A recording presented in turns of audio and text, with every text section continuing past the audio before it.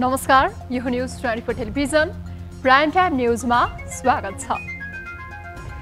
नेपालमा आयात बढ्दै जाँदा राष्ट्रिय अर्थतन्त्र सङ्कटमा पुगेको छ। खासगरी पेट्रोलियम पदार्थको आयातले मुलुकलाई ठूलै आर्थिक भार थप्दै गएको छ। करिब कुल आयातको 5 भागको 1 हिस्सा इन्धन आयातले गरेको छ। विश्व बजारमा इन्धनको मूल्य अझै बढ्ने सङ्केतहरू देखा परेका छन्। जति महँगो भए पनि नेपालमा भने इन्धन खपत बढ्दै गएको छ। सवारी साधन बढ्दै गएका छन्। खाना पकाउन एलपी ग्यासको प्रयोगमा पनि विस्तार हुँदैछ। यसको सोझो चाप राष्ट्रिय अर्थतन्त्रमा परेको छ। सरकारले अल्पकालीन एवं दीर्घकालीन योजना बनाएर इन्धनको भार कम अहिले ध्यान दिन जरुरी भइसकेको छ। आवश्यकता भन्दा बढी विद्युत ऊर्जा भइसकेको अवस्थामा पनि विद्युतीय उपकरणको प्रोत्साहन र प्रवर्धन अझै हुन सकेको छैन। विद्युतीय सवारीमा सहुलियत लिए पनि त्यो अझै अपर्याप्त बनेको छ। सरकारले इन्धन आयात घटाउन अब विशेष निर्णय लिन जरुरी भइसकेको छ।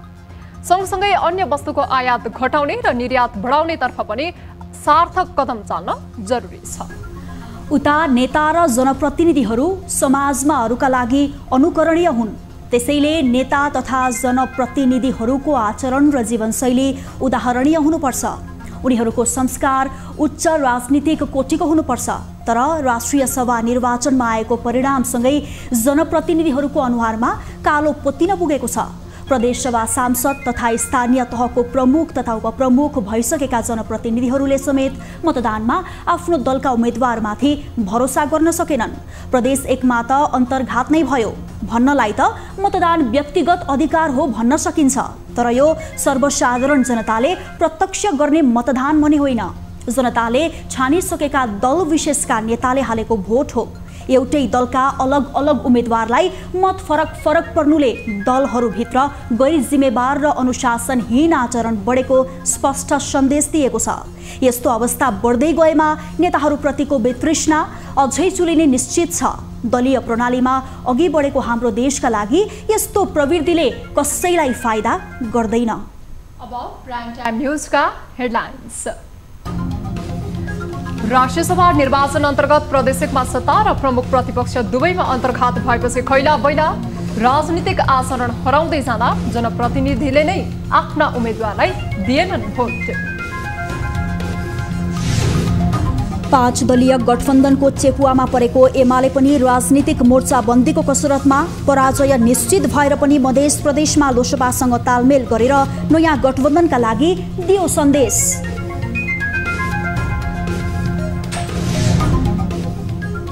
अन्तर्राष्ट्रिय बजारमा पेट्रोलियम पदार्थको मूल्य बढ्दै, इन्धन आयातमा बढी खर्च, महिनामै अरबौं घाटा हुँदा पनि विकल्पको खोजी र विस्तारमा ध्यान पुगेन। र तपाईको इलेक्ट्रिकको भेहिकलदेखि लिएर हाउसहोल्ड प्रोडक्टहरूलाई प्रमोट गर्नुपर्छ। नेपालमा कोरोना संक्रमण दरमा कमी आए पनि मृत्यु संख्या बढ्यो। दैनिक संक्रमित 8000 मा झर्दा एकै दिन 15 जनाको मृत्यु।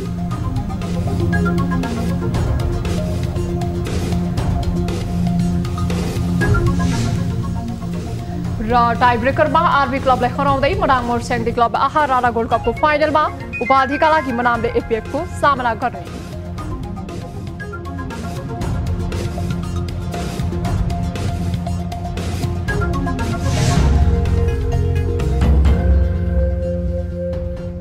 राष्ट्रिय सभा सदस्य निर्वाचनका क्रममा हिजो प्रदेश एकमा आएको परिणाम अनपेक्षित र अस्वाभाविक देखियो।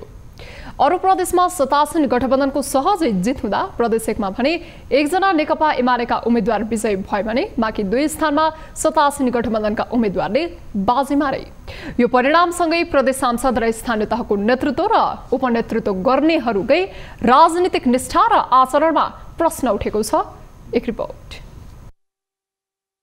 मतदाता उही मतभार पनि समान भएपछि एउटै दल वा गठबन्धनको एउटा उम्मेद्वार खादा लगाएर हिँड्ने र अरू पराजित भएर कुना पसेर टोलाउनु पर्ने अवस्था नआउनु पर्ने हो। तर यथार्थ सबैले स्वीकार गर्नै पर्छ। प्रदेश 1 को राष्ट्रिय सभा निर्वाचनमा सत्तासीन 5 दलीय गठबन्धन र नेकपा एमाले भित्रै अहिले त्यस्तै भएको छ। दुवैले आफ्नो गठबन्धन वा दलभित्र अन्तर्घात भएको जनाएका छन्। सत्तासीन गठबन्धनले 7 प्रदेशबाट 19 सिट नै आफ्नो पक्षमा पार्ने प्रयास गरेको थियो।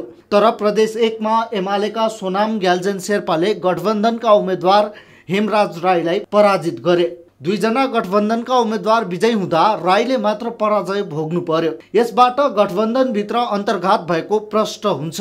प्रदेश 1 मा विजयी नेपाली कांग्रेसका गोपाल बस्नेत र एमालेका उम्मेद्वार गुरु बरालको समान 4488 मत परेको थियो। गोला प्रथाबाट बस्नेत भाग्यमानी साबित बने। गठबन्धनबाटै उम्मेद्वार बनेका हेमराज राईको मत भने 4386 मात्र आयो। विजय बस्नेत भन्दा राईलाई 102 मत कम आयो। सोही कारण गठबन्धनको हिस्सेदार जनता समाजवादी पार्टीका उम्मेद्वार राई पराजित हुन पुगे। यता कांग्रेसका उम्मेद्वार बस्नेतलाई गठबन्धनमा 50 जना सांसदले भोट दिएका थिए।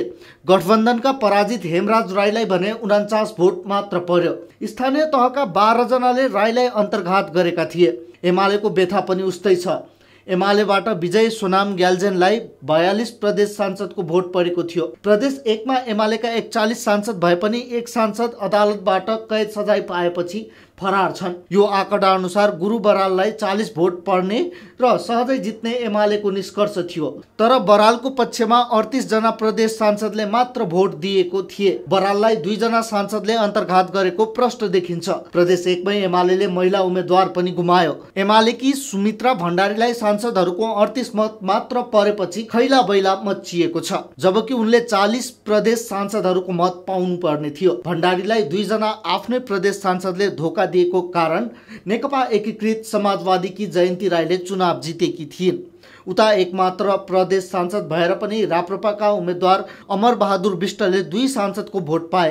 प्रदेश 1 मा राप्रपाका 3 जना मताधिकार भएका जनप्रतिनिधि भए पनि अमर विष्टलाई 4 जना स्थानीय तहको जनप्रतिनिधिको भोट परेको छ।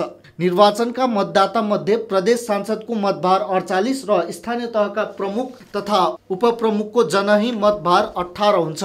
माओवादी केन्द्रका नेता एवं प्रदेश 1 का आर्थिक मामिला तथा योजना मन्त्री इन्द्र आङबोले सत्तासीन गठबन्धनभित्र भएको अन्तर्घातको छानबिन गर्ने जनाएका छन्। सरसर्ती हेर्दा प्रदेश 1 को परिणाम कसैको हार र कसैको जितमा मात्रै सीमित छैन। यसले राजनीतिक दलहरूभित्र निष्ठा हराएको र जालझेल तथा षड्यन्त्र चुलिँदै गएको प्रमाणित गरेको छ।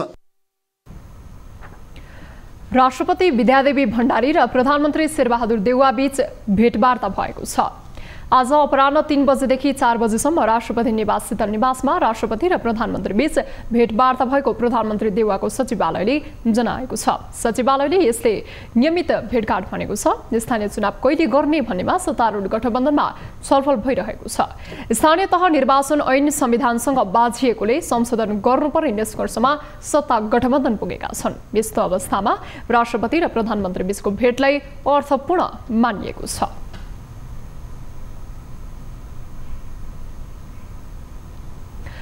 राष्ट्रिय सभाको बैठक यही माघ 17 गते बस्ने भएको छ। संघीय संसद सचिवालयले बिहिबार सूचना जारी गर्दै बैठक माघ 17 गते दिउँसो 1 बजे बस्ने जनाएको हो। माघ 2 गते अनिश्चित समयका लागि राष्ट्रिय सभाको बैठक स्थगितको सूचना जारी गरिएको थियो। यसबीचमा राष्ट्रिय सभाका अध्यक्ष गणेश प्रसाद तिमल सिन्हा सहित केही सांसद र संघीय संसद सचिवालयका कर्मचारीलाई कोरोना संक्रमण भएको थियो। अध्यक्ष तिमल सिन्हा कोरोना मुक्त भएपछि बैठक आह्वान गरिएको हो। त्यस्तै लामो समयदेखि पटक पटक स्थगित हुँदै आएको प्रतिनिधि सभाको बैठक पनि माघ 16 गतेका लागि बोलाइएको छ। राष्ट्रिय सभा र प्रतिनिधि सभामा प्रमुख प्रतिपक्षी एमालेको अवरोधले काम हुन सकेको छैन। एमालेले भदौ यता दुवै सदनको बैठक अवरुद्ध गर्दै आएको छ। सत्तारूढ गठबन्धनलाई हराउन नेकपा एमाले एक्लै पर्याप्त हुने भन्दै अभिव्यक्ति दोहोर्याउँदै आएका अध्यक्ष केपी शर्मा ओलीले राष्ट्रिय सभा निर्वाचनमा मध्य प्रदेशमा लोकसभासँग सहकार्य गरे। मोर्चाबन्दीको विरोध गर्दै आएको एमाले मधेसमा आफै चुनावी गठबन्धन भएर सन्देश दिन खोज्यो। मताधिकारको आधारमा पराजय निश्चित हुँदा पनि गरिएको चुनावी तालमेल विजय तिलकका लागि नभई राष्ट्रिय राजनीतिमा आफू एक्लो नभएको सन्देशका लागि थियो। यसबाट एमाले आगामी निर्वाचनहरूमा लोकसभा लगायतसँग सहकार्य गर्ने रणनीतिमा रहेको संकेत गरेको छ। एक रिपोर्ट। नेकपा एमालेका अध्यक्ष केपी शर्मा ओलीले बारम्बार सत्तारूढ 5 दलीय गठबन्धनप्रति आक्रामक अभिव्यक्ति दिँदै आएका छन्।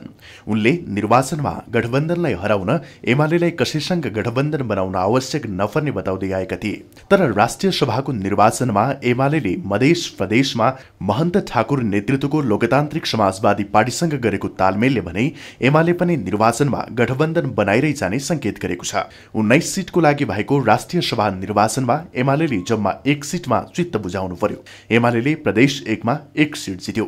एमाले मधेस प्रदेशमा लोसपासँग चुनावी तालमेल गरे पनि जित सत्तारूढ गठबन्धनकै भयो।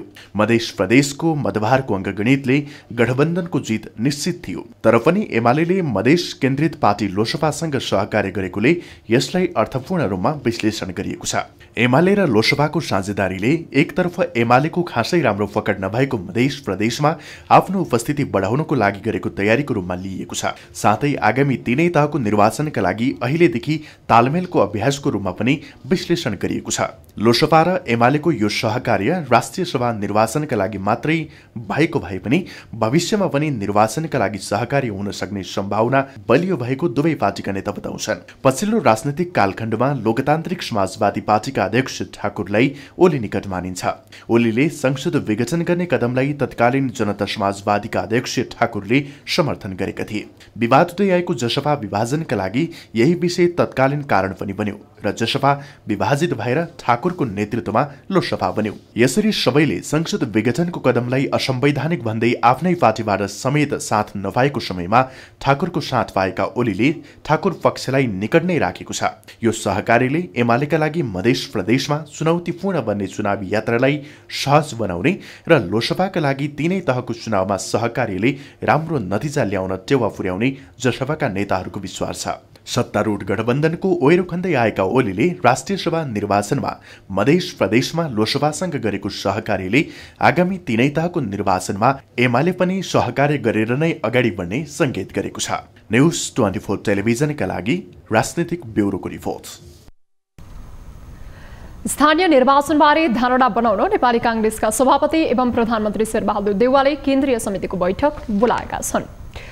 बैठक शुक्रबार भर्चुअल माध्यमबाट बस्ने जनाइएको छ। कांग्रेस महामन्त्री गगन थापाले कोभिड संक्रमणको जोखिमका कारण भर्चुअल बैठक बोलाइएको बताएका छन्। बैठकमा राष्ट्रसभा निर्वाचनको समीक्षासँगै स्थानीय निर्वाचनबारे छलफल हुने जनाइएको छ। त्यस्तै बैठकमा कार्य सम्पादन समिति गठनबारे पनि छलफल हुनेछ। कांग्रेस सभापति एवं प्रधानमन्त्री देउवाले निर्वाचन आयोगका पदाधिकारीहरूसँग पनि छलफल गरेका छन्।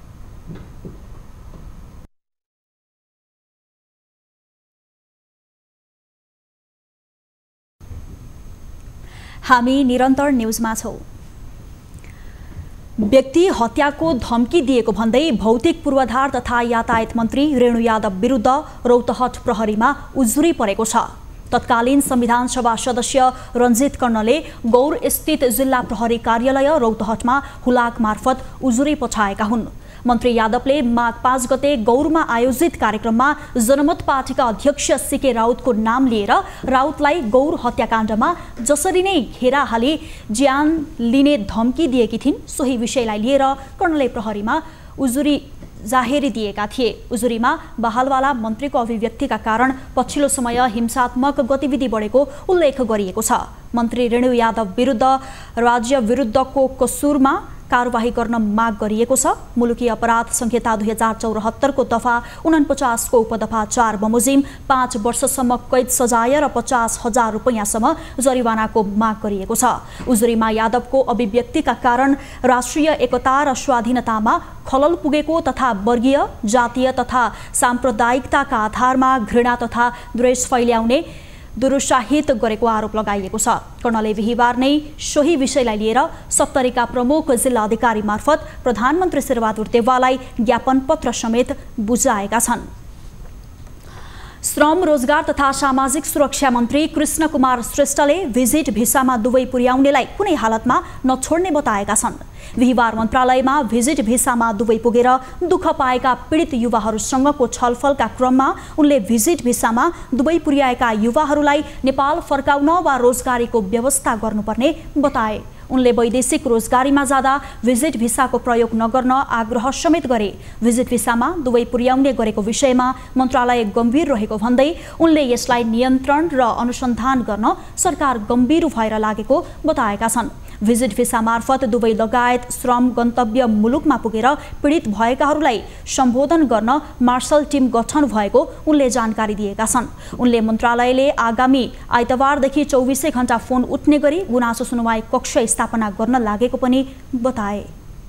सिआइबी को चाहिने प्रहरी नायब उपरीक्षक सम्मिलित वैदेशिक रोजगार विभाग, वैदेशिक रोजगार बोर्ड लगायतको लगभग 5 जनाको टिम यो हाम्रो मार्शल टिम बनेको छ। यो टिमको मुख्य उद्देश्य हुन त विभिन्न क्षेत्रमा भनौँ न वैदेशिक रोजगारको सिलसिलामा विभिन्न अरू देशका पनि सुनिन्छ, तर अहिले विशेष गरी यो दुबईकै भिजिट भिसामा लगेर ठग्नेहरूको लागि यसलाई टार्गेट बनाएर यो मार्शल टिम बनाइएको। त्यसक्रममा पीडित युवाहरूले आफूहरूले चर्को मूल्य तिरेर केही व्यक्ति मार्फत दुबई गएको र अलपत्र परेको गुनासो गरेका थिए। तपाईहरुलाई हेर्ने हाम्रो कुनै पनि हैसियत छैन, तपाईहरु कहाँ गएर कसरी आउनुहुन्छ त्यसरी जानुस् भन्ने शब्द प्रयोग गर्नुहोस्। राज्यको कर खाएर तलब खाएर नेपालको पार्टी उहाँ युएमा बस्ने भाइको मूल्य गर्दाखेरि चाहिँ मलाई उसले रिस भएको अनि त्यस्तै डिस्कस भयो। उसले एकदम नराम्रो खालको वचन भन्नुभयो, त्यो भन्नै नमिल्ने खालको। अनि त्यो भनेपछि अनि फेरि पछाडि उहाँले के भन्नुभयो, तँलाई मै सडाइदिन्छु भनेपछि अनि मैले हात छोडेको छु। कसरी भनेर अनि हात सडाइदिन्छु भन्नुभयो। अब कसरी जाँदो रहेछ नेपाल भन्नुभयो, त्यही कारणले हो। पछिल्लो 1 वर्षमा मात्रै झण्डै 80,000 नेपाली रोजगारी खोज्न भिजिट भिसा मार्फत युएई पुगेको मन्त्रालयको अनुमान छ। गृह मन्त्रालयले सम्बन्धित व्यक्तिको सहमति बिना कुनै प्रकारको तस्बिर र भिडियो खिच्न तथा तिनलाई सामाजिक सञ्जालमा प्रकाशन गरेमा कारबाही हुने चेतावनी दिएको छ। मन्त्रालयले आज एक सूचना जारी गरी सम्बन्धित व्यक्तिको अनुमति बिना तस्बिर खिचेर र भिडियो बनाएर निजीलाई जानकारी नै नदिकन सहमति वा अनुमति बिना सामाजिक सञ्जालमा प्रकाशन गर्न जोसुकैलाई प्रचलित कानुन बमोजिम कारबाही हुने जनाएको छ। सार्वजनिक स्थलमा ख्यालठट्टाका नाममा गोप्य रूपमा भिडियो तयार गरी तिनलाई सामाजिक सञ्जालमा राख्ने गरिएको गुनासो मन्त्रालयलाई प्राप्त भएको सर्वसाधारणलाई शारीरिक तथा मानसिक शास्ति दिने जस्ता गतिविधि नगर्न गृह मन्त्रालयले सम्बद्ध सबैलाई सचेत गराएको छ। सार्वजनिक स्थलमा गरिएका भद्दा ख्यालठट्टाबाट पीडित व्यक्तिमा मानसिक तनाव उत्पन्न हुन सक्ने वाद विवाद र द्वन्द्व तथा सामाजिक सद्भाव एवं शान्ति सुव्यवस्थामा पर्न सक्ने नकारात्मक प्रभावका साथै व्यक्तिगत गोपनीयता र प्रतिष्ठामा पर्न सक्ने असरलाई दृष्टिगत गरी व्यक्तिको अनुमति बिना व्यक्तिको तस्बिर र भिडियो नखिच्न र तिनलाई सामाजिक सञ्जालमा प्रकाशन नगर्न मन्त्रालयले सचेत गराएको हो।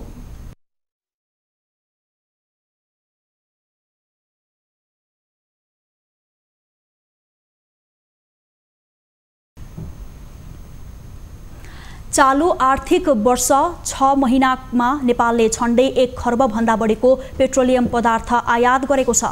देशमा उत्पादन भएको विद्युतको वितरण तथा खपत बढाउनु अहिलेको आवश्यकता हो, तर देशलाई विद्युतीयकरण गर्दै जाने नीति लिएको सरकारले विद्युतको खपत बढाउन त्यसतर्फ चासो नदिँदा उत्पादन भएको विद्युत समेत खेर गइरहेको छ। एक रिपोर्ट। नेपालले हाल वर्षेनी खर्बौं रुपैयाँ बराबरको पेट्रोल, डिजेल तथा एलपी ग्यास आयात गर्ने गर्दछ। वर्षेनी 2 देखि 250 लाख युनिटसम्म सवारी साधनहरूको आयात गर्ने गरेको छ। सरकारले घरायसी प्रयोजनदेखि उद्योग धन्दासम्म विद्युतीकरण गर्ने नीति लिए पनि व्यवहारमा भने कार्यान्वयन हुन सकेन। भाषण गर्न थालेको वर्षौं बितिसक्यो। वर्षेनी व्यापार घाटा बेहोरिरहेको अवस्थामा पेट्रोलियम पदार्थलाई कम गर्न विद्युत खपतलाई बढाउनु अहिलेको आवश्यकता हो। 10 वर्ष अघिसम्म उत्पादन नभएर वितरण गर्न नसकेको सरकारले अहिले उत्पादन भएर पनि खपत बढाउन सकिरहेको छैन। विद्युत शक्तिले विस्थापन गर्न सक्ने भनेको एलपी ग्यास नै हो। अब भान्सामा चाहिँ इलेक्ट्रिकल ग्याजेट र चाहिँ भरपर्दो बिजुलीको सप्लाई गर्न सकेका खण्डमा एलपी ग्यासको आयातलाई कम गर्न सकिन्छ। अब उद्योगमा सञ्चालन हुने कुरा त एक छँदैछ, तर त्यसलाई पनि घटाएर लैजानका लागि विद्युत शक्तिको उत्पादन, त्यसको वितरण मा ध्यान दिनु एकदमै जरुरी छ। हाल नेपालमा विद्युत उत्पादन क्षमता 2000 मेगावाट पुगिसकेको छ भने चालु वर्षमा 1000 थप हुने विद्युत प्राधिकरणले प्रक्षेपण गरेको छ। सवारी साधनदेखि घरायसी प्रयोजनमा प्रयोग हुने उपकरणहरूमा विद्युत खपत बढाउने नीति लिएको सरकारले खपत वृद्धिका लागि खासै योजना ल्याउन भने सकेको छैन। अन्य देश सरह नेपाल सरकारले पनि विद्युतीय सवारी साधनदेखि विद्युतीय उपकरणहरूमा कर, राजस्वदेखि सहज विद्युत आपूर्ति गर्न सके मात्रै नेपालले विद्युतीयकरण जान सक्ने जानकारहरू बताउँछन्। राज्यले यत्रो उत्पादन गरेको छ बिजुली हैन, बिजुलीमा बीचमा फेरि यो इलेक्ट्रिक कारहरूको भन्सार बढाउने कुराहरू भयो। यस्तै तपाईको अनपपुलर डिसिजन बीचबीचमा भएको कारणले गर्दा पनि हाम्रो राष्ट्रिय पूरक हाम्रो बिजुलीको कन्जम्सन बढाउन सकेका छैनौँ।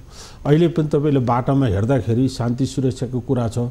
अब बिजुली यत्रो छ त नगरपालिकाहरू यत्रो स्थानीय निकाय छन्, बाटामा पनि बिजुली बाले भयो। आफ्नो उत्पादनलाई प्रमोट गर्नु पर्यो र तपाईको इलेक्ट्रिकको भेहिकलदेखि लिएर हाउस होल्ड प्रोडक्टहरूलाई प्रमोट गर्नु पर्यो। पेट्रोलियम पदार्थमा मात्रै अरबौं घाटा बेहोरिरहेको सरकारले देशमा उत्पादन भएको विद्युतलाई निर्यात गर्ने महत्त्वाकांक्षी सपना बुने पनि उत्पादित विद्युत सदुपयोग हुन सकेको छैन। देशमा उत्पादन भएको विद्युतलाई स्वदेशमै सही ढङ्गले वितरण र खपत बढाउन सके मात्रै पेट्रोलियम पदार्थको आयातमा हुने घाटालाई कम गर्न सकिनेछ। न्युज 24 टेलिभिजनका लागि टिभी जर्नलिस्ट खगेश्वरी कार्कीको रिपोर्ट। न्युजहरू अझै बाँकी छन्। यो समय हो लाइफ बोय हात धुने ब्रेकको।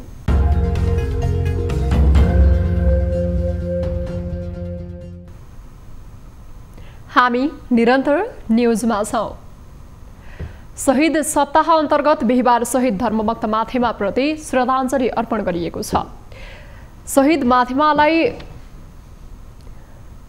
फाँसीमा झुन्ड्याइएको काठमाडौँको सिफलमा काठमाडौँ महानगरपालिकाले माथेमाको शालिगमा पुष्पगुच्छा चढाएर श्रद्धाञ्जली अर्पण गरेको छ। 104 वर्षसम्म चलेको जहानेरीय राणा शासन विरोधी आन्दोलनमा सक्रिय माथेमालाई 1997 साल माघ 13 गते सिफलमा रहेको बकैनाको रुखमा झुन्ड्याएर फाँसी दिइएको थियो। शहीद माथेमा राणा शासनको विरुद्धमा केही युवाहरूको सहयोगमा सन् 1993 मा नेपाल प्रजा परिषद नामक संगठन स्थापना गरी राणा शासन विरोधी आन्दोलनमा होमिएका थिए। यसअघि शहीद सप्ताहको पहिलो दिन शहीद शुक्रराज शास्त्रीप्रति उनलाई फाँसी दिएको स्थान काठमाडौँको टेकोमा श्रद्धाञ्जली कार्यक्रमको आयोजना गरिएको थियो। हरेक वर्ष माघ 10 देखि 16 गतेसम्म शहीद सप्ताह मनाउने गरिन्छ। सल्यानको कालीमाटीमा पहिलो पटक विद्युत पुगेको छ।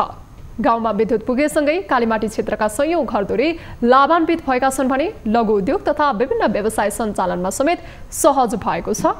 एक रिपोर्ट। सल्यानको कालीमाटी गाउँपालिका वडा नम्बर 2 र 3 मा विद्युतीय भएसँगै यस क्षेत्रका स्थानीय हर्षित बनेका छन्। गाउँमा विद्युत पुगेसँगै कालीमाटी क्षेत्रमा लघु उद्योगहरू समेत खुल्न थालेका छन् भने विगतमा जेनेरेटरबाट व्यवसाय सञ्चालन गरिरहेकाहरूलाई व्यवसाय विस्तारमा निकै सहज भएको छ। त्यो जेनेरेटर पनि चालु गर्नु पर्दैन, विद्युत नहुँदा जेनेरेटर चालु गरिन्थ्यो। त्यसैले अरू साथीहरू हिँड्ने घुम्ने मान्छेहरूलाई हल्का डिस्टर्ब हुन्थ्यो। अब अहिले पनि विद्युत आएपछि त्यो आवाज पनि हान्न आफ्नो काम गर्न सजिलो धेरै भइरहेको छ। अब पहिला मैले स्टाफ पनि धेरै बहिनीहरू रोजगार पनि खुलेको छ। पहिला हामी डिजलबाट गर्थ्यौँ, डिजलबाट तेल ल्याउन समस्या, आवाजात गाडीको समस्या हुन्थ्यो। अब लाइन आएदेखि तपाईँ 2 लोड चल्छ, 1 लोड 2 लोड पनि सजिलो भएको छ। पहिला हामी 1 लोडमा चलाउँथ्यौँ, ग्राहकलाई पनि सुविधा भयो, हामीलाई पनि समयको बचत भयो। जिल्लाकै दुर्गम क्षेत्रको रूपमा रहेको कालीमाटीमा स्थानीय सरकार गठन भएदेखि नै विद्युतीकरणलाई उच्च प्राथमिकतामा राखेको छ। कुल 1,09,79,000 रुपैयाँको टेन्डर प्रक्रियाबाट वडा नम्बर 3 को पालिकाको केन्द्र र वडा नम्बर 2 का विभिन्न बस्तीमा विद्युत पुर्याइएको हो। अन्य वडाहरूमा पनि विद्युतीकरणको पहल भइरहेको जनप्रतिनिधिले बताएका छन्। अहिले यो लाइनबाट बत्ती वडा नम्बर 2 को केही भाग र 3 को केही भागमा बत्ती रहेको छ।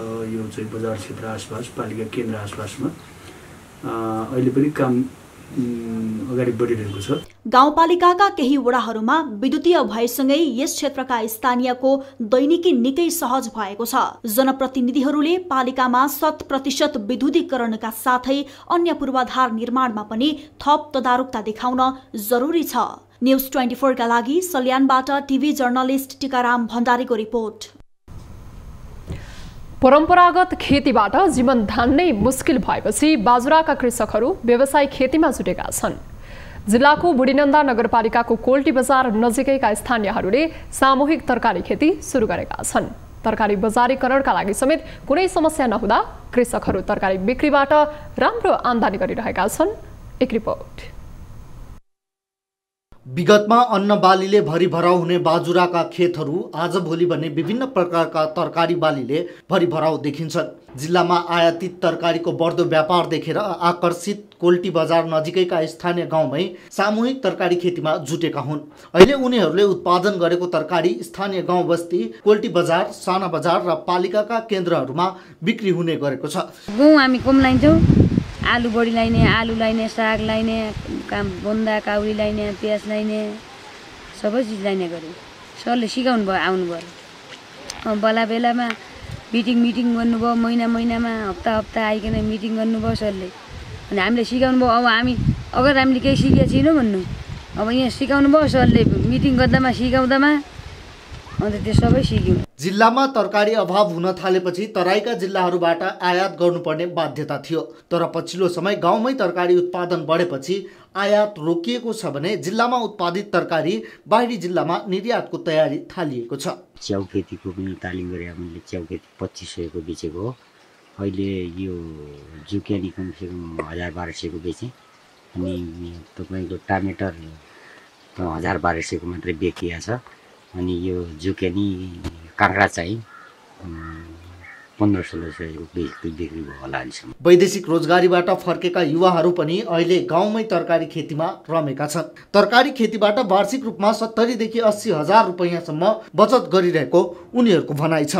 पछिल्लो समय बाजुराका 9वटै स्थानीय तहहरूमा तरकारी खेती गर्नेहरूको संख्या पनि उल्लेख्य रूपमा बढेको छ। जिल्लाको मौसम तथा वातावरण सुहाउँदो तरकारी उत्पादनमा कृषकहरूलाई सघाउने हो भने गाउँमै स्वरोजगारको राम्रो अवसर सिर्जना हुने देखिन्छ। तसर्थ स्थानीय सरकार र कृषि कार्यालयहरूले यसतर्फ ध्यान दिनु आवश्यक छ। न्युज 24 का लागि बाजुराबाट टिभी जर्नलिस्ट निमेन्द्र शाहीको रिपोर्ट। अब हेल्थ न्युज।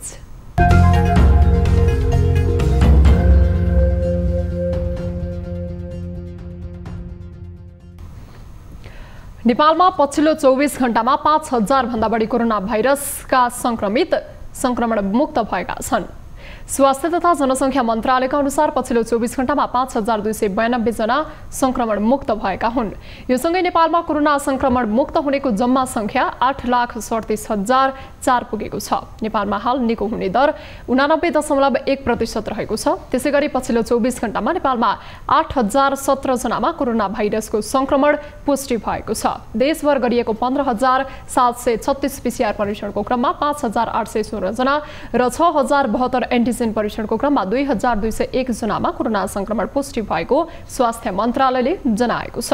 त्यस्तै कोरोनाका कारण थप 15 जनाको मृत्यु भएको छ। हालसम्म नेपालमा 11687 जनाको कोरोनाका कारण मृत्यु भइसकेको छ। हाल नेपालमा 90576 सक्रिय संक्रमित आइसोलेसनमा र 149 जना क्वारेन्टिनमा रहेको स्वास्थ्य मन्त्रालयले जनाएको छ।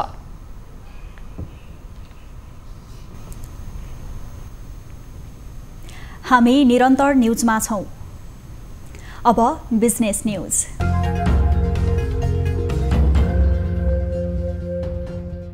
लगातार ओह्रालो लागिरहेको शेयर बजार साताको अन्तिम कारोबारको दिन बिहिबार भने झिनो अङ्कले बढेको छ। बिहिबार नेप्से परिसूचक 3.33 अङ्कले बढेको हो। झिनो अङ्कको सुधारसँगै नेप्से परिसूचक 2779.98 बिन्दुमा कायम भएको छ। बिहिबार कारोबारमा आएका 224 कम्पनीहरूको 66,75,231 किता शेयरको कारोबार हुँदा 3,34,34,13,000 बराबरको कारोबार भएको छ। कारोबारमा आएका 224 कम्पनीहरूमध्ये 2वटा कम्पनीको मूल्यमा सकारात्मक सर्किट लागेको छ। समूहगत परिसूचक बढ्नेमा हाइड्रो पावर समूहको परिसूचक 0.17%, वित्त समूहको 0.61%, निर्जीवन बीमा समूहको 1.05%, उत्पादन तथा प्रशोधन समूहको 0.03%, 0.4%ले बढेका छन्। यस्तै अन्य सम्मको 0.84%, लघुवित्त सम्मको 0.1% र लगानी सम्मको परिसूचक 0.53%ले बढेको छ। त्यसैगरी समगत परिसूचक घट्नेमा ब्याङ्किङ सम्मको 0.24%, व्यापार सम्मको 0.24%, होटल एन्ड टुरिज्म सम्मको 0.69%, विकास ब्याङ्क सम्मको 0.43%, जीवन बीमा सम्मको 0.01% र म्युचुअल फन्ड सम्मको 0.58%ले घटेका छन्। माघ महिना लागेसँगै वाणिज्य ब्याङ्कहरूबाट 13 अर्ब रुपैयाँ भन्दा बढी तरलता अर्थात् लगानी योग्य रकम बाहिरिएको छ। नेपाल ब्याङ्कर संघको पछिल्लो तथ्याङ्क अनुसार 13 अर्ब रुपैयाँले निक्षेप घटेको हो। संघको तथ्याङ्क अनुसार गत पुस 23 गतेदेखि 30 गतेसम्म 27 वाणिज्य ब्याङ्कहरूले 17 अर्बले निक्षेप बढाउँदै 43 खर्ब 24 अर्ब संकलन गरेका थिए। पछिल्लो एक साताको अवधिमा 13 अर्बले निक्षेप गुमाएका हुन्, तर यता सोही अवधिमा वाणिज्य ब्याङ्कहरूले कर्जातर्फ भने 1 अर्बले मात्रै बढाएका छन्। पछिल्लो एक सातामा ब्याङ्कहरूले कुल 41 खर्ब 43 अर्ब कर्जा लगानी गरेका छन्। यसले बजारमा अझै पनि तरलता अभावको अवस्था कायमै रहिरहेको प्रश्न पारेको छ।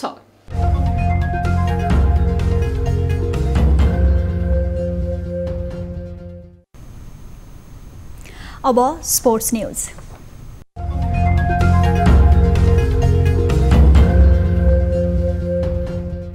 मनाङ मर्स्याङ्दी क्लब पोखरामा जारी 20औं संस्करणको आहारा गोल्ड कप फुटबल प्रतियोगिताको फाइनलमा प्रवेश गरेको छ। बिहिबार भएको सेमिफाइनलमा त्रिभुवन आर्मी क्लबलाई पेनाल्टी सुटआउटमा 4-3 गोल अन्तरले हराउँदै मनाङ फाइनलमा पुगेको हो। खेलको निर्धारित 90 मिनट र थप गरिएको अतिरिक्त समय गोलरहित बराबरीमा सकिएपछि खेल पेनाल्टी सुटआउटमा गएको थियो। पेनाल्टी सुटआउटमा भने मनाङले खेल आफ्नो पक्षमा पार्यो। पेनाल्टी सुटआउटमा मनाङका लागि ओलावाले आफिज, फ्र्याङ्कलिन कोटेटाला, शिव गुरुङ र रुपेश केसीले गोल गरे।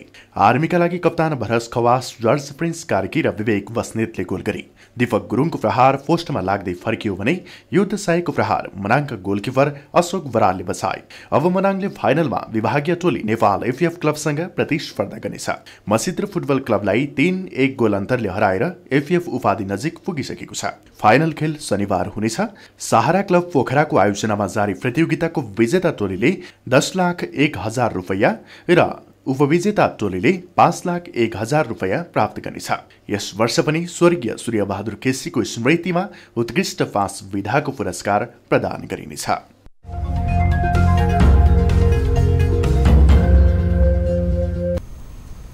अब एउटा रोचक प्रसङ्ग।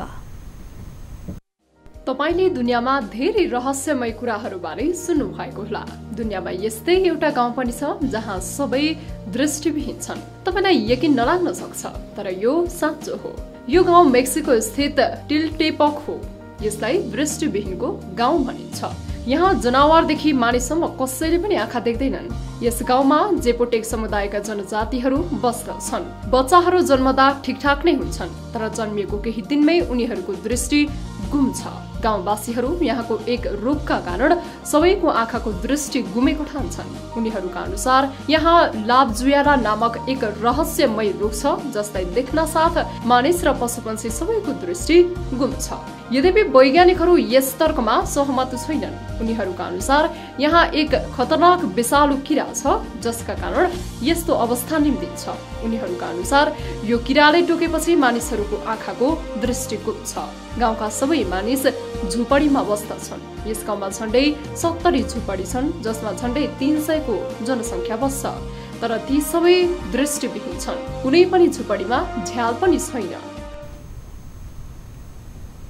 अब 24 वेदर अपडेट।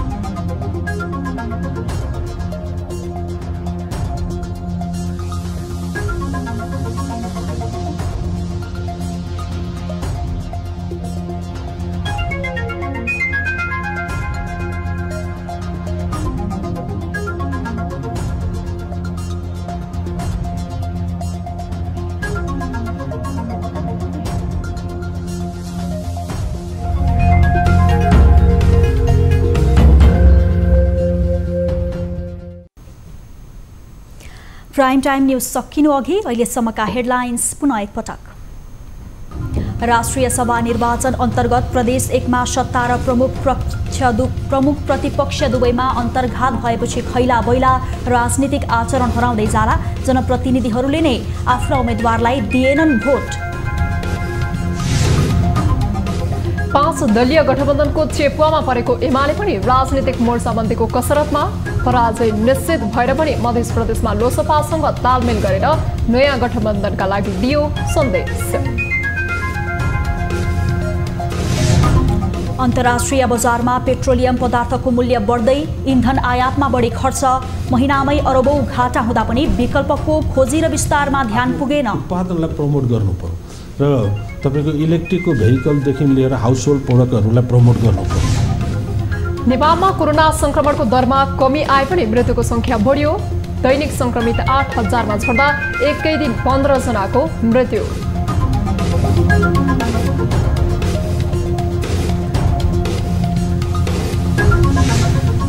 र ट्राई ब्रेकरमा आर्मी क्लबलाई हराउँदै मनाङ मर्स्याङ्दी क्लब आहार राणा गोल्ड कपको फाइनलमा। उपाधिका लागि मनाङले एपीएफको सामना गर्ने।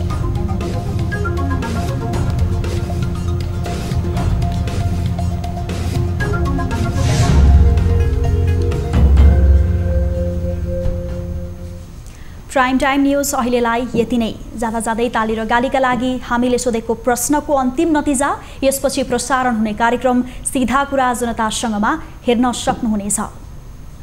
थप न्युजका लागि हाम्रो वेबसाइट www.news24nepal.com हेर्नुहोला। साथै हामीलाई फेसबुक, ट्विटर र युट्युबमा पनि फलो गर्न सक्नुहुनेछ। यस्तै मोबाइल, भाइबर र इमेलबाट 24 हेल्प डेस्कमा समस्या र गुनासो राख्न सक्नुहुनेछ। अहिलेलाई बिदा दिनुहोस्। हामी निरन्तर न्युजमा छौँ। नमस्ते।